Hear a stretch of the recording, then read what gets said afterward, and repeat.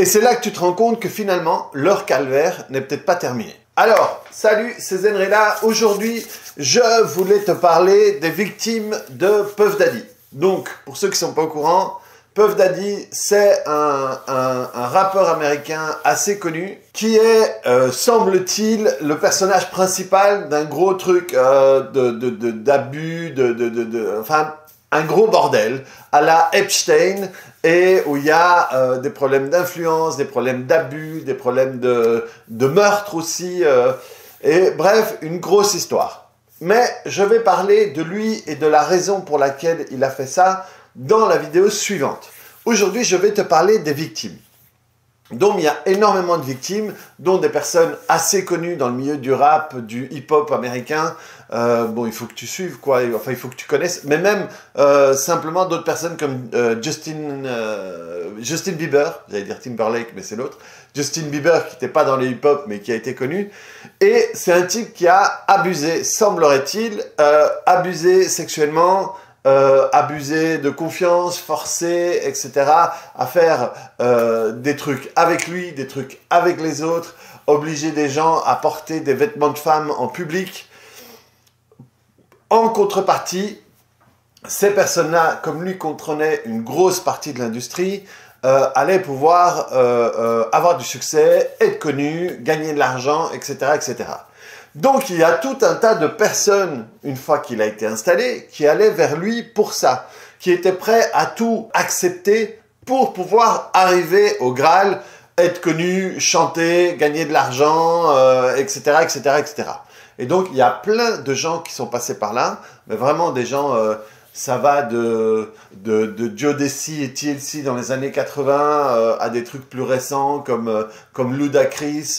Même, il y en a qui parlent de Kevin Hart, Jay-Z et tout ça. Et les gens qui ont fait exploser ça, apparemment c'était un peu connu, mais c'est 50 Cent, il y a Mike Tyson qui en parle, il y a un comédien qui en parle aussi. Et donc... il y a tout un tas de gens qui, pour pouvoir être connus et gagner de l'argent, ont fait plein de choses. Et donc, c'est de ces gens-là que je voudrais parler. Donc, à nouveau, c'est assez hypothétique que je vais dire, mais c'est pour expliquer un fonctionnement. Ce sont des gens qui ont un besoin de reconnaissance, un besoin d'être connu. Hein. Si tu veux être connu, c'est que tu as un besoin de reconnaissance. Et si tu veux être connu en chantant, c'est où que tu es très bon chanteur, tu as un don, voilà, tu veux chanter absolument, c'est vraiment le truc que tu veux faire toute ta vie. Et donc, à ce moment-là, tu veux percer, mais tu serais disposé à percer autrement si vraiment ce que tu veux faire, c'est le chant et pas te vendre. Ou alors tu veux être connu, et c'est des gens qui font un peu de télé, un peu de film, un peu de musique, un peu de danse, un peu de machin, et donc qui ont envie d'être reconnus. Et donc, c'est de ces gens-là que je veux parler. Les gens qui sont prêts à tout parce qu'ils veulent être connus, ils veulent avoir leur, quand j'étais jeune, on disait leur 15 minutes de gloire. Et quoi qu'il se passe, ils veulent être reconnus, ils veulent être en photo avec P. Diddy, ils veulent être sur les tapis rouges, les machins. Donc, ces gens-là, s'ils ont une telle envie de reconnaissance, c'est qu'à la base, ils n'en avaient pas. Ils manquaient de cette reconnaissance. Donc, effectivement, ça peut être des gens qui vont venir souvent de milieux à difficulté, de ces centaines de villes aux États-Unis où il n'y a pas grand-chose à faire, il n'y a pas beaucoup d'endroits où travailler. Des fois, ils viennent d'endroits assez pauvres et avec des familles où c'est pas facile de vivre. Donc il y a ce manque de reconnaissance, cette sensation de ne pas exister, et quand on voit ces gens-là à la télé faire ce qu'ils font, avoir ce qu'ils ont, c'est ce qu'ils vont avoir envie d'être.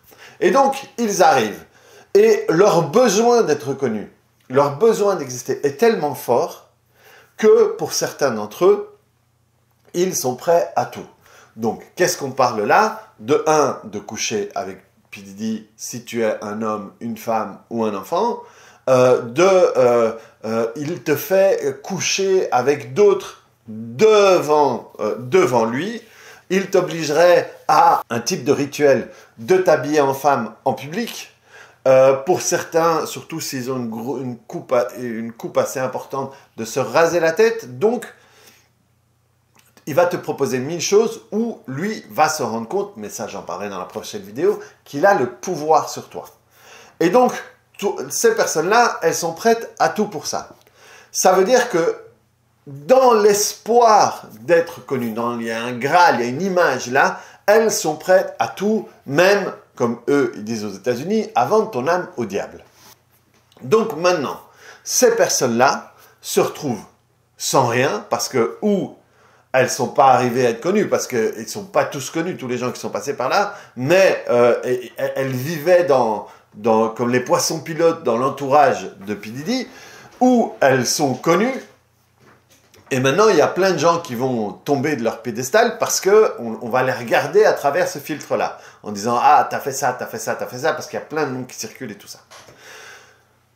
Donc, ces gens qui sont dans le processus d'y arriver ou qui y sont arrivés, le pourcentage d'entre eux qui a vraiment travaillé sur la blessure originale est très faible. Donc, ou ils vont se retrouver sans y être arrivés et en ayant tout fait ça, ou en étant arrivés là où ils voulaient être et tomber du piédestal. Donc, comme ils n'auront plus cet apport extérieur qui leur donnait l'illusion d'avoir touché quelque chose, ils vont se retrouver à nouveau seuls avec leur blessure, avec cette blessure qui les a emmenés à se prostituer pour pouvoir obtenir quelque chose. Et le problème là-dedans, c'est que où ils vont se dire « ça reste mon objectif et je vais tout faire pour y arriver » et ils vont repartir dans une autre quête. Et certains d'entre eux vont maintenant être reconnus comme victimes. Donc, tout d'un coup, vont pouvoir exister comme ayant été une victime de P. Diddy. Et donc, ça va leur permettre d'obtenir l'identité qu'ils cherchaient. Ce qui va faire qu'ils vont avoir tendance à rester dans cette position de victime tant que ça va les faire exister. Et ce qui n'est vraiment pas sain pour leur développement à eux, leur développement personnel. Mais surtout, c'est que les deux sorties d'autoroute qu'on leur propose, qui leur est proposées et qu'ils peuvent choisir maintenant, le problème, c'est que autour d'eux, il va y avoir des lumières qui va attirer d'autres types de prédateurs. Ça va rester des petites souris pour le chat. Et donc, quand tu comprends ça, tu te rends compte que le calvaire n'est peut-être pas terminé pour elle. Et malheureusement, et ça, par expérience, j'ai eu énormément de clients qui n'ont pas été des victimes d'un prédateur, mais qui ont été les victimes de plusieurs prédateurs, parce qu'elles restaient dans le truc, je suis prêt à tout, je suis prêt à tout, je suis prêt à tout, je suis prêt à tout. Et vous savez, on le voit là, après Epstein, il y a eu Weinstein, il y a eu Bill Cosby, il y a eu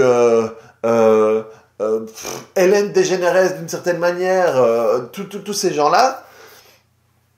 On se rend compte que c'est comme le dealer de drogue, quoi. Hein. T'arrêtes le dealer, tu chopes le dealer du coin de la rue, tu l'emmènes en tôle, mais 15 minutes après, il y en a un qui reprend le truc. Et là, c'est pareil. Ça veut dire que des prédateurs, il y en a plein qui se disent là, eh ben, P. Diddy, il y a plein de... C'est comme le gros dealer qui se fait choper, tous les autres dealers disent, ah, il y a plein de clients disponibles.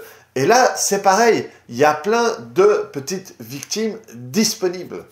Et donc, c'est terrible pour ces personnes-là, parce qu'elles ne vont pas avoir le temps de cicatriser de ce qui leur est arrivé, si elles restent dans le même état d'esprit en disant « je veux toujours briller, je ne veux pas lâcher cet objectif d'exister de cette manière-là » ou maintenant je suis reconnu comme victime, on me regarde et alors « ah oui, et il m'a fait ça, et il m'a fait ça, et il m'a fait ça, et regarde-moi quand je te raconte ce qu'il m'a fait », malheureusement, ça va les maintenir tous les deux, à leur manière, hein, dans une position de victime qui va faire que, de un, elles vont avoir tendance à rester là-dedans, et de deux, elles vont être des victimes potentielles pour d'autres P. Diddy, pour d'autres Puff Daddy, pour d'autres Weinstein, pour d'autres Epstein, etc., etc., etc. Sans compter que Apparemment, il y a plein de vidéos, il y a plein de machins, donc il y a plein de leviers, des gens qui vont pouvoir avoir la main sur les films, sur les machins. Il y a des gens qui vont encore être, comment est-ce qu'on dit, on va pouvoir les faire chanter et les faire danser comme on veut par rapport à ce qu'on va avoir comme matériel sur eux. Et donc,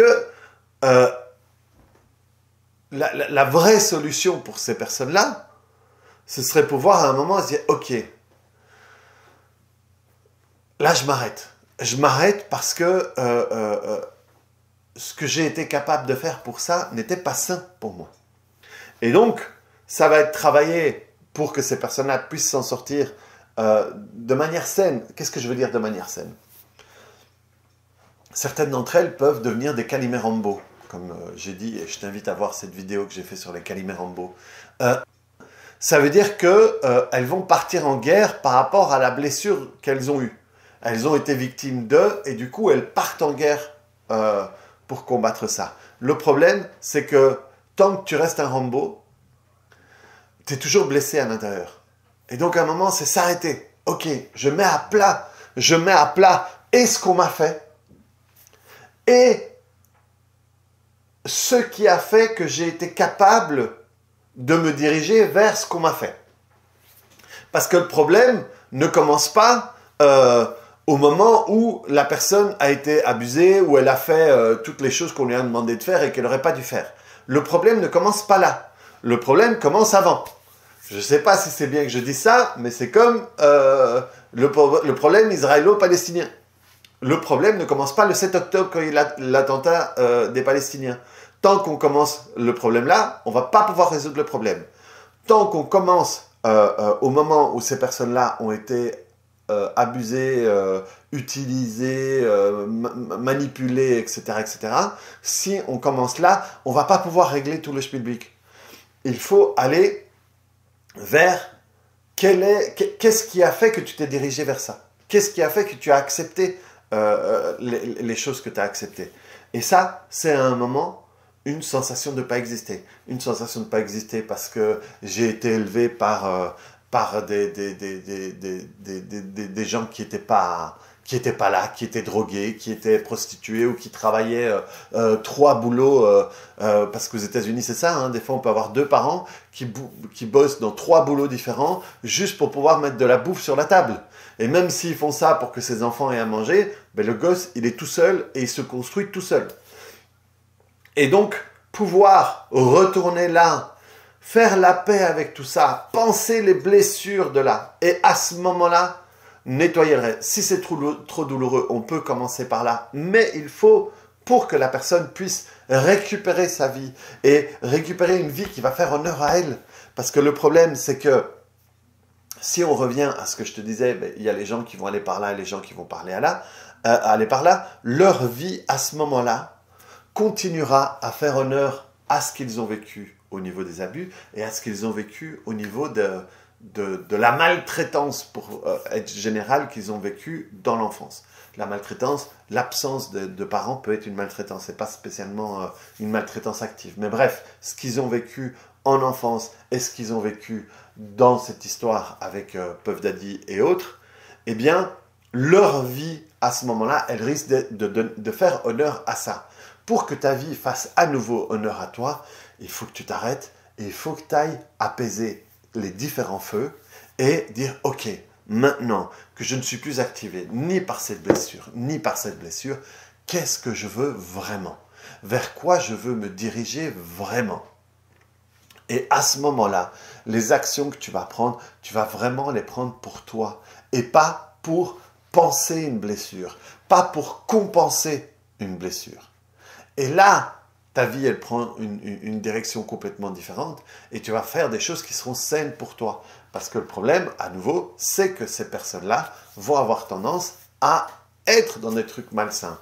Et maintenant, il y a aussi la possibilité que ça fasse tellement mal, qu'il y ait tellement tout ça, que les gens, pour ne plus sentir ces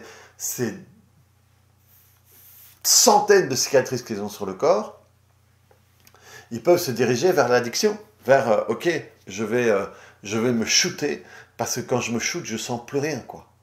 Ou je vais me mettre dans un boulot où j'aurais tellement à faire que j'ai rien à penser, parce que dès que je m'arrête pour penser, tu as tous ces trucs qui reviennent, toutes ces images qui reviennent, toutes ces sensations, toute la honte d'avoir fait ce que j'ai fait. Mais comment est-ce que j'ai pu faire ce que j'ai fait? Eh bien, tout ça, il va falloir le taire. Et donc, à ce moment-là, à nouveau, ta vie fait honneur à tout ça, parce que tu fais les choses seulement pour ne plus entendre tout ça. Donc, voilà ce que je voulais dire sur une hypothétique vue d'ensemble de ce que peuvent vivre les victimes. Mais bon, les victimes de P. Diddy, ben voilà, j'aurais pu faire la même vidéo sur Weinstein, sur Einstein, sur Epstein, ou enfin tous les Stein, sur Bill Cosby et tout ça. C'est terrible parce que, à nouveau, et c'est ce pourquoi je mène un peu ce combat pour aider les personnes qui ont été abusées sexuellement, c'est que tout ce qu'on leur propose, c'est au mieux être reconnu comme victime, ça c'est le Graal, sauf que les personnes qui disent qu'il faut qu'ils soient reconnus comme victimes sont souvent pas les gens qui ont été victimes, mais les gens qui sont à l'extérieur, et ils disent « Ah, tu vas être reconnu comme victime », et dès que tu es reconnu comme victime, ils se disent « Voilà, c'est fait, ok, salut ». Je vais en aider d'autres. Mais sauf que quand tu es reconnu comme victime, ok, voilà, très bien. Et qu'est-ce qui se passe 2 jours après, 3 jours après, 2 semaines après?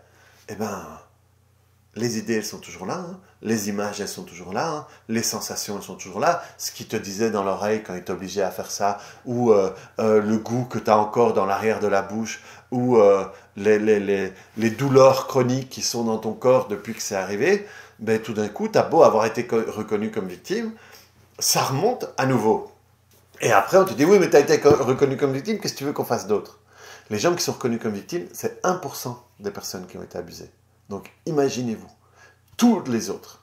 De nouveau, même ceux qui ont été reconnus comme victimes, eh bien, quand ça remonte, tu restes la personne qui a été abusée, tu restes la personne qui souffre. Et donc, on ne te propose rien. Il faut laisser le temps. Hein. Le temps va calmer les choses. Mon cul, ouais. Ça fait mal.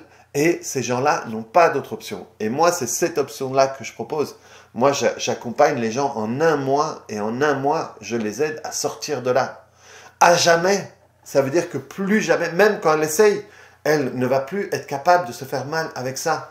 Et c'est pas ma magie, c'est juste apprendre à utiliser le cerveau, l'inconscient, les pensées de la bonne manière. Et là, la personne récupère sa liberté. Là, la personne sort réellement de sa prison et de sa cellule. Donc voilà les amis, ce que je pouvais vous dire sur les personnes abusées par P. Diddy. J'espère que ça peut vous aider, j'espère que ça vous permet de voir les choses différemment et éventuellement passer ça à des personnes qui ont été victimes de quelqu'un d'autre et qui pourraient avoir besoin de s'en sortir. On se revoit dans la prochaine vidéo où je vais vous parler de, éventuellement, pourquoi P. Diddy fait ce genre de choses. Qu'est-ce qui le drive, lui? Qu'est-ce qui le mène à faire ça? Salut!